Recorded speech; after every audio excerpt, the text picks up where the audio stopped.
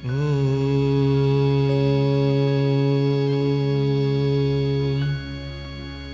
अथ प्रथमोऽध्यायः।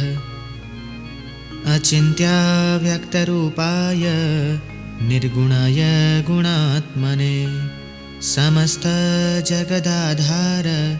मूर्तये ब्रह्मणे नमः। ऋषयः ऊचुः सूत सूत महाप्राज्ञ निगमागमपारग गुरुस्वरूपमस्माकं ब्रूहि सर्वमलापहम्। यस्य श्रवणमात्रेण देहि दुःखाद् विमुच्यते येन मार्गेण मुनयः सर्वज्ञत्वं प्रपेदिरे।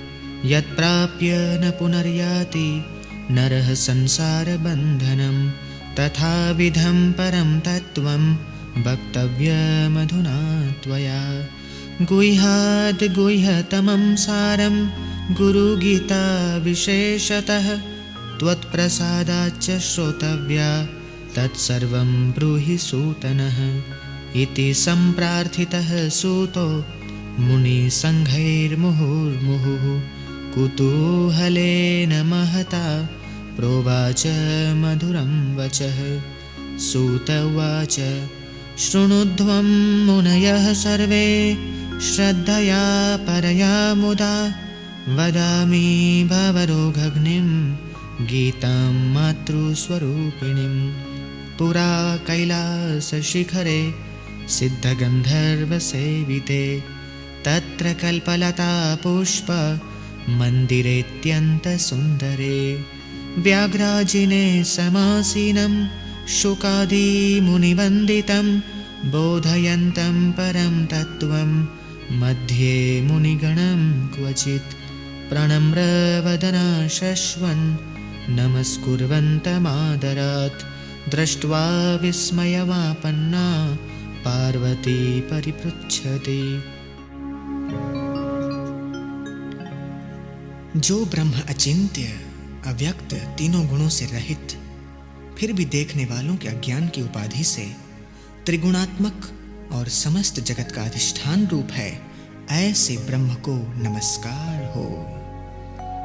ऋषियों ने कहा, हे महाज्ञानी, हे वेद वेदांगों के निष्णात, प्यारे सूत जी, सर्व पापों का नाश करने वाले गुरु का स्वरूप हमें सुनाओ।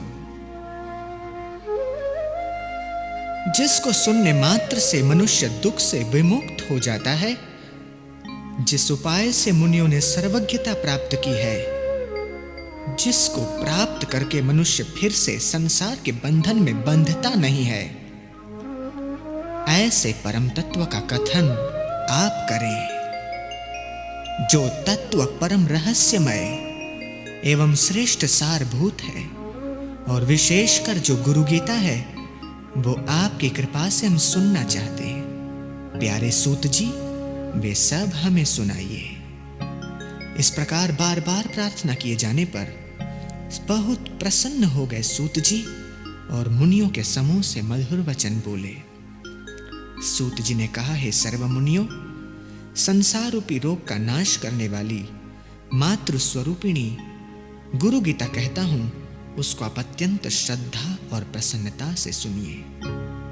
प्राचीन काल में सिद्ध और गंधर्वों के आवास रूप कैलाश पर्वत के शिखर पर कल्प वृक्ष के फूलों से बने हुए अत्यंत सुंदर मंदिर में मुनियों के बीच व्याघ्र चर्म पर बैठे हुए शुक आदि मुनियों द्वारा वंदन किए जाने वाले और परम तत्व का बोध देते हुए भगवान शंकर को बार बार नमस्कार करते देखकर अतिशय नम्र मुख वाली पार्वती ने आश्चर्यचकित होकर पूछा।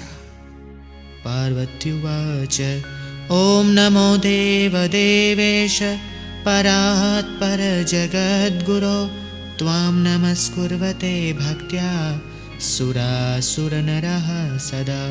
विधि विष्णु महेन्द्राध्यै वन्द्यः खलु सदा भवान्।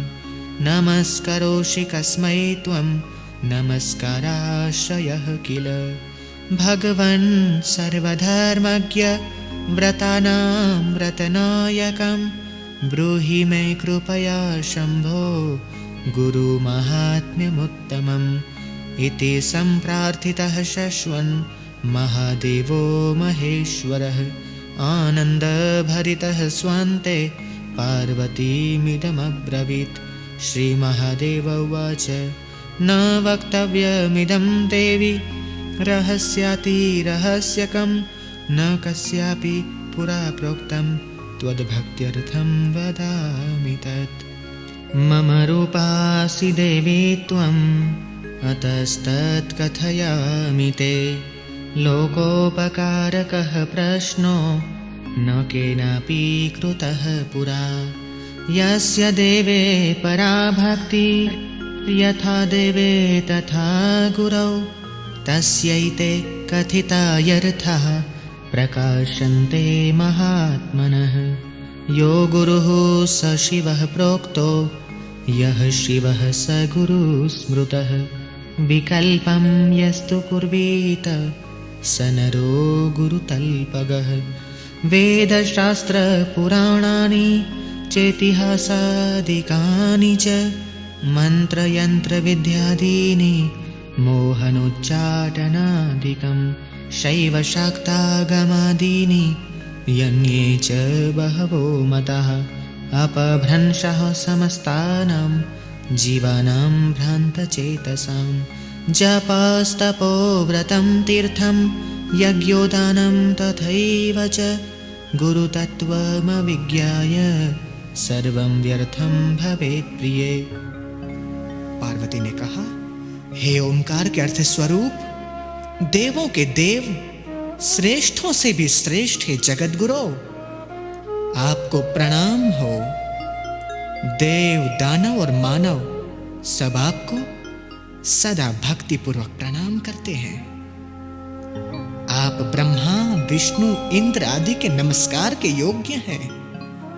ऐसे नमस्कार के आश्रय रूप होने पर भी आप किसको नमस्कार कर रहे हैं? हे भगवान, हे सर्वधर्मों के ज्ञाता, हे शंभो, जो व्रत सब व्रतों में श्रेष्ठ है, ऐसा उत्तम गुरु महात्म्य कृपा करके मुझे कहें। इस प्रकार पार्वती देवी द्वारा बार बार प्रार्थना किए जाने पर महादेव महेश्वर ने अंतर में खूब प्रसन्न होते हुए पार्वती से इस प्रकार कहा। श्री महादेव जी ने कहा, हे देवी, यह तत्व रहस्यों का भी रहस्य है, इसलिए कहना उचित नहीं। पहले किसी से भी नहीं कहा, फिर भी तुम्हारी भक्ति देखकर वो रहस्य कहता हूं। हे देवी, तुम मेरा ही स्वरूप हो, इसलिए यह रहस्य तुमको कहता हूं। तुम्हारा यह प्रश्न लोक का कल्याण कारक है। ऐसा प्रश्न पहले कभी किसी ने नहीं किया। जिसको ईश्वर में उत्तम भक्ति होती है, जैसी ईश्वर में वैसी ही भक्ति जिसको गुरु में होती है, ऐसे महात्माओं को ही यहां कही हुई बात समझ में आएगी। जो गुरु हैं वे ही शिव हैं, जो शिव हैं वे ही गुरु हैं। दोनों में जो अंतर मानता है वह गुरु पत्नी गमन करने वाले के समान पापी है। हे प्रिय, वेद, शास्त्र, पुराण, इतिहास, मंत्र, यंत्र, मोहन, उच्चाटन आदि विद्या, शैव, शाक्त, आगम और अन्य सर्व मत मतांतर, ये सब बातें गुरु तत्व को जाने बिना भ्रांत चित्त वाले जीवों को पथ भ्रष्ट करने वाली है। और जप, तप, व्रत, तीर्थ, यज्ञ, दान ये सब व्यर्थ हो जाते हैं। गुरु बुद्ध्यात्मनो नान्यत् सत्यं सत्यं वरानने तल्लाभार्थं प्रयत्नस्तु कर्तव्यश्च मनीषिभिः। गूढ़ा विद्या जगन्माया देहश्च ज्ञानसम्भवः विज्ञानं यत्प्रसादेन गुरुशब्देन कथ्यते। देहि ब्रह्म भवेद्यस्मात् त्वत्कृपार्थं वदामि तत्।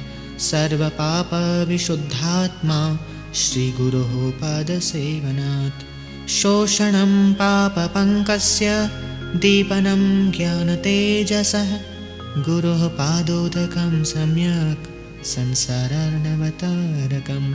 अज्ञानमूलहरणं जन्मकर्मनिवारकं ज्ञानवैराग्यसिद्ध्यर्थं गुरुपादोदकं पिबेत् स्वदेशिकस्यैव च नाम कीर्तनं भवेदनन्तस्य शिवस्य कीर्तनं स्वदेशिकस्यैव च नाम चिन्तनं भवेदनन्तस्य शिवस्य चिन्तनं काशीक्षेत्रं निवासश्च जाह्नवीचरणोदकं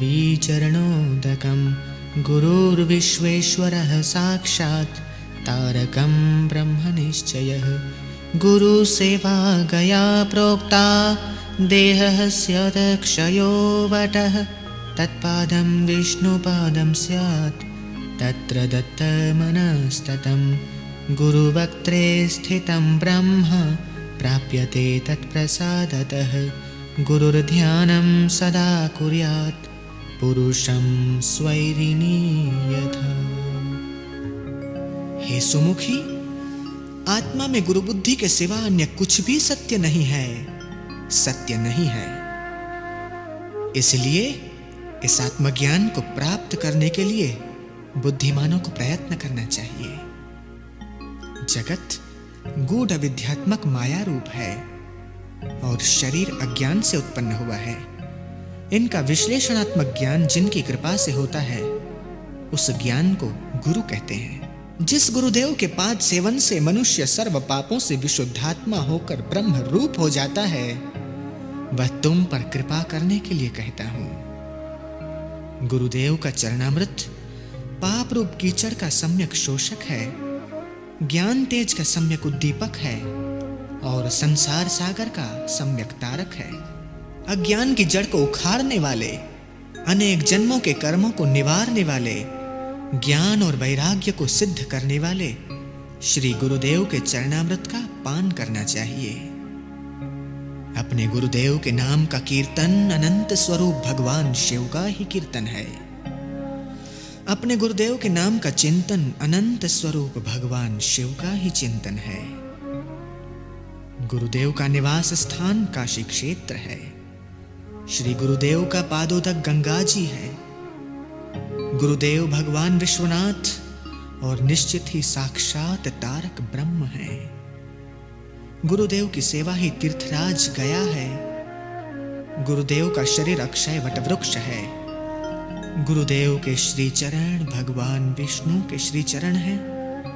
वहां लगाया हुआ मन तदाकार हो जाता है। ब्रह्म श्री गुरुदेव के मुखार विंद में स्थित है। वह ब्रह्म उनकी कृपा से प्राप्त हो जाता है। इसलिए जिस प्रकार स्वेच्छाचारी स्त्री अपने प्रेमी पुरुष का चिंतन करती है, उसी प्रकार सदा गुरुदेव का ध्यान